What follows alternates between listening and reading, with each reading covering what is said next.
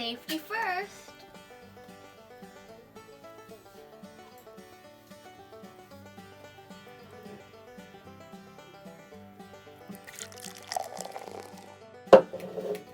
Do you think the orange will sink or float?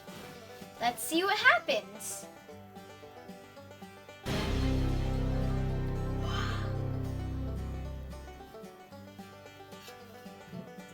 Peel the orange.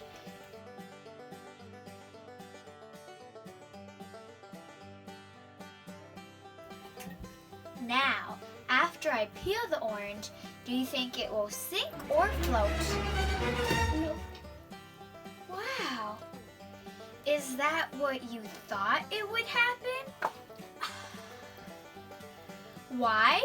I'll tell you why. The unpeeled orange floats because the rind is very porous and filled with teeny pockets of air. Even though you're removing mass when you peel the peeled orange is more dense and sinks in the water.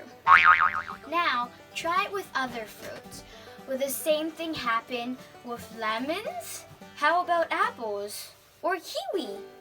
Okay, now you can try this at home because seeing it is believing it. Catch you next time.